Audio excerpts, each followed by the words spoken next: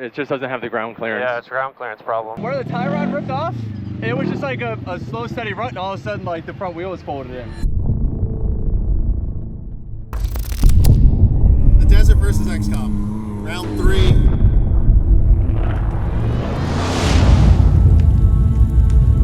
A little less than another mile of this, we're going to come into a really sharp right-hand turn. 7164 Forsberg race team. Looking for chase team. Do you copy? We're making absolutely killer time until that happened. We're like past like 10 guys. Carrying some good pace, and we're coming into a light corner, and I just lose steering. Jump out, look at, and our tie rod is just ripped right out of the Heim. It pulled out, but it's still threaded back in, but it ripped like... I got everything to drill it. Vegas to Reno, it was tough. It is the longest race in the United States. Yes, there are the other races that happen out in Mexico, Baja 1000, things like that, but Vegas to Reno is usually over 500 miles, upwards of 800 miles.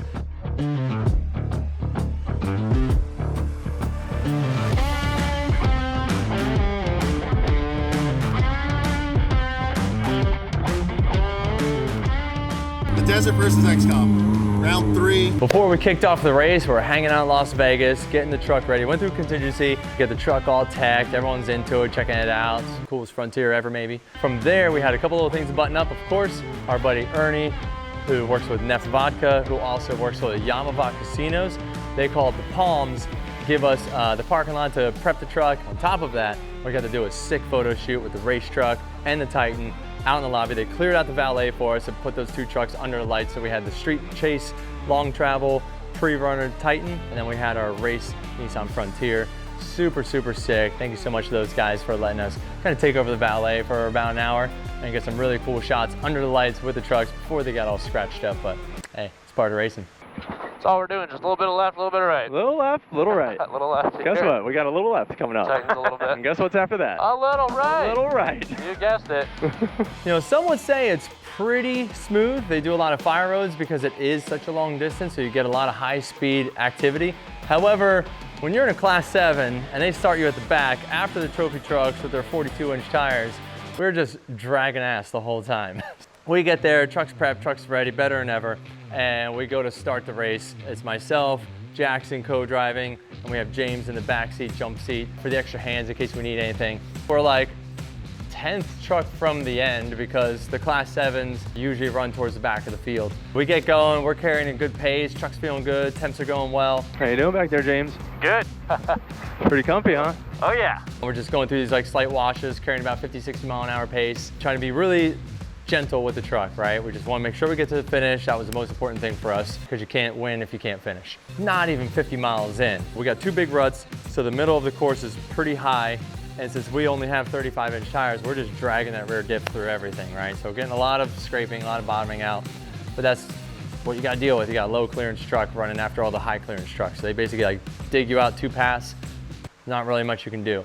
You can try and get up on the high side, but that's not always an option. Coming into a light corner, and I just lose steering. Was able to kind of wrangle the truck. It's kind of snapping back and forth. It got sketchy for sure. Jump out, look at, and our tie rod is just ripped right out of the Heim. But I noticed after it had ripped out, of course, it still had about a good 3/4 of an inch to an inch of thread if the center was longer, right? So the center to center on the Heims, actual aluminum rod in between could have been longer to have more thread engagement, so it didn't just pull those threads out. Jump out, we ripped the tie rod out. I thread the bolt all the way in, crank it like, 2 inches of toe in, was able to get the truck going, hammered down to pit 2 at this point, which is about mile marker 90. We get there, I'm calling on the radio, telling the crew like, hey, this is what happened, ripped out, blah, blah, blah. We're running full toe in. So we're going to back it back out to where it wants to be. So we get the toe back straight. I want to drill a hole through the whole tie rod and through the Heim and put a bolt through it. So that was my idea for a fix for that, because we actually were not given spare tie rods because it's one of those things like, it's not going to break. Always carry spares.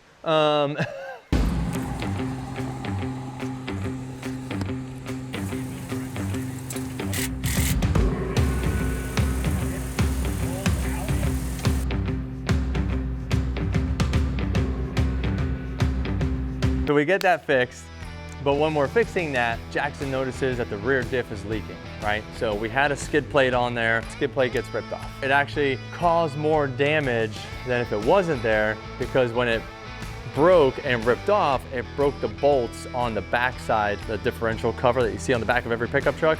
It ripped the 4 bolts out in the bottom and it's leaking fluid. You're not gonna make it more than 100 miles if you got, your fluid running out. So we spend the next hour or so drilling new holes into the casing. 1 bolt was still there, 3 broke off. We added 2 in between the 3 that broke off. Basically just like a weep at that point. We took it off, cleaned it up, glued it up, get back on the road. And that was like a long pit stop, obviously. We are now just hauling the mail, trying to get to the next pit area. We're overheating a bit because we're trying to pick up the pace because we were told that we had to make it to the next pit stop by X amount of time. So we start hauling in the truck. And it was actually pretty fun there for a minute. We're going real fast. Because we're back into time crunch mode, not just survival, make it to the finish mode. We get up to the next pit stop area, truck's overheating and push all the water out. We have to cool the whole car down. We have to re-bleed it. We have to fish out the bleed plug in the front and the engine bay. We're gonna redo that so it's better accessibility. So we got the radiator in the back now. So the bleed port in the front, yes, it does exist and it's nice and easy to do in a calm, cool setting, but when it's hot and the truck's hot, you burn your hand and you drop it, which is what happened.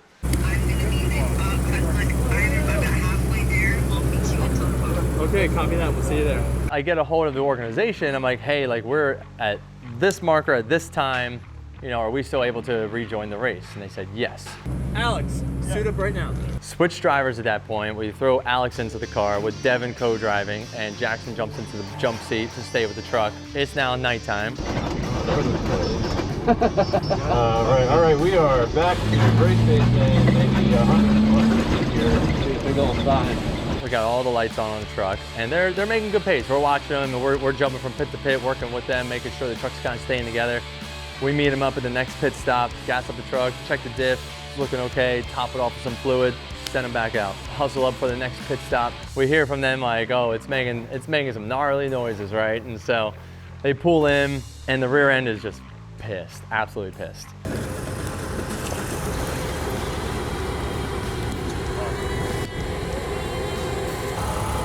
Well, I think it's like 1,000,000 degrees. That shouldn't have last. Holy shit. Basically trying to see if we could salvage anything, but it sounded horrible. We were gonna glue the cover back on, actually JB welded back on and see if we could get the seal because it was just getting a constant run and we couldn't keep fluid into it. We had covered a majority of the off-road miles. We talked to the Vegas to Reno team. If you can get to the finish line one way or another, we're gonna consider you guys, the only truck in class to be able to finish, which was the case. Patch it back up and we just started pushing for the finish at this point. The truck was still able to run and drive. It was just, we had a blown up rear diff. We had the front wheel drive on, thing was just pulling itself by the front end. Band-aid our way all the way to the finish line. We get there, take the truck, drive it up onto the block, and it was a bittersweet kind of finish, I guess you could say, because obviously we wanted to complete every off-road mile possible. We were just up against their overall window on when we had to clear the course by X amount of time the next morning. Definitely a tough race for us. We learned a lot again. This is our 3rd race in this truck. And so now, as you can see, we have the entire back end of this thing blown out, and we will be doing a new fully fabricated rear end on there from Curry Enterprises. We have CJD with the billet outer hubs. We're adding Willwood brakes to the rear. So this thing is getting a full new fabricated full floater rear with a spool, the whole 9 yards. Absolutely stoked on that as we prep this truck to go to Nora for our another 500-mile race. This will be our 3rd time at Nora 500 with this truck, and we've taken first in class the last 2 times. So we're looking to make it a full trifecta 3 years in a row.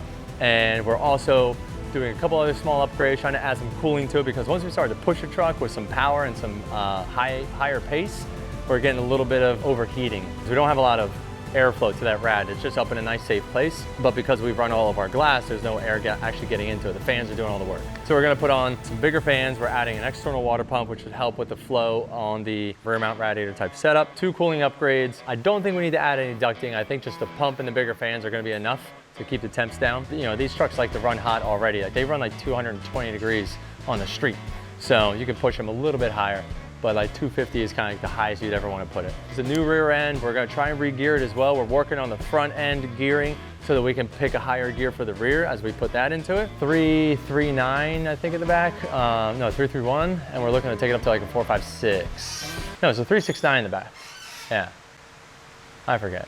We looked at all these numbers. I just know we're going to a 456. It's gonna be jumping the gearing up a lot, which is gonna help because the truck is on 35s now, and it comes on a much, much smaller tire. So we're already loading the truck up heavy. So if we can get the RPMs up a little bit more, I bet I'll be happier and have it just sitting higher in the RPM, like 3,000 to 4,000 versus just lugging around at 2,000. Love doing the off-road, looking forward to Nora. New rear end, new cooling system, a couple small upgrades up the front too. New hubs so that we can run the 6x139 because the new rear is 6x139. We have some new wheels coming to fit that new lug pattern to run the bigger hubs, stronger hubs, bigger brakes from a Titan. And then those front spindles will be able to use an adapter so they can be spares now, which will be nice. Oh yeah, and the other upgrades, steel tie rods. How about that? It's wild, you need a lot of crew to run these races because you're going point to point, right? It's not like it's just a couple guys in one pit area. It's like, it's a lot of moving. So you got guys driving trucks, you got other guys on navigation, you got other guys running cameras, and so it takes a lot of people to operate on a moving pit scenario. We had a bunch of the guys coming out, some from the East Coast, some from Southern California. We had Jackson Orr, he was running with me doing navigation. Devin Larson also on navigation. Alex Yeager was the co-driver. He jumped in there and did some driving for me as well. Really the biggest difference for me was navigation. You have to drive really far down the road. You always have to be looking at what's coming. You have to be ready for anything. If rally was Formula One, this is old school NASCAR. It's just all out, you know? We had James, who works on Alex's team on the pro spec level. He was out helping us out, running not only as a pit crew mechanic, but also doing some of the technical navigation and just watching some of the data run in the truck with us as well. We have Rashard Johnson out there capturing all the content, making sure that you guys get to see all the crazy behind the scenes nonsense we're going through. Ernie brought the Sprinter van out, which is great because we got to put all of our luggage in there and make sure that we had space, some elbow room. Andres and Chris Mady were also out there running the trucks with us, making sure to keep up, because we had all the spares in the pickups. It's crazy because you have to bring these multiple vehicles to move everything the whole way. It's not just like you have one trailer with everything. It's a lot of people, a lot of parts, a lot of cars. So it definitely takes a small village to go off-road racing.